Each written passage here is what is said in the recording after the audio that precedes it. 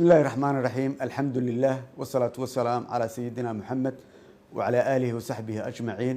dhammaan shacabka Soomaaliyeed meel walba ay joogaan iyo guud ahaan ummadda muslimiinta ah waxaan idinkugu hambalyeeynaya bilashada bisha barakeysan ee Ramadaan.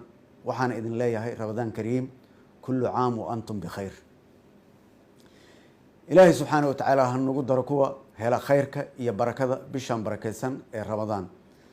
sida diinteena sheegayso bisha Ramadaan waa bishii naxariista, waa bishii dambi dhaafka iyo bishii naarta la iska xoreynayay.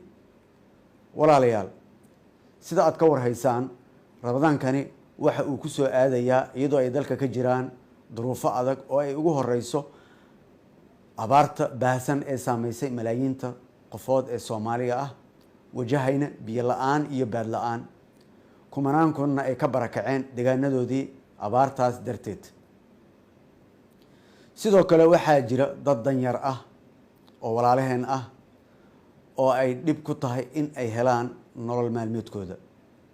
sidaa darteed waxaan shacabka Soomaaliyeed meel kasto ay joogaan ka codsanayaa in aad isku naxariisataan, is caawintaan oo si gaar ah loo taakuleeyo dadka masaakiinta ah ee taagta daran, saboolka ah, agoonta ah, barakacayaasha iyo dadku abaartu aafaysay.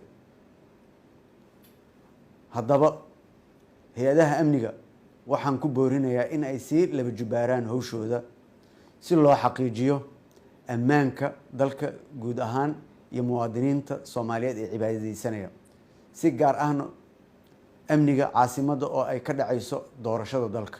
shacabka Soomaaliyeed ee sharafta leh waxaan ka codsanayaa in hay-adaha amniga kala shaqeeyaan sugidda amniga iyo nabadgelyada. waxaan alla weyn ka baryayaa in uu nabad noogu dhammeeyo bishan Ramadaan ee barakeysan, abaartana noogu bedelo aaran, in eebbo nagu daro kuwa bishan barakeysan loo naxariisto, dembigana loo dhaafo, naartana laga xoreeyo. mar kale waxaan leeyahay Ramadaan Kariim, kullu caam wa antum bikhair.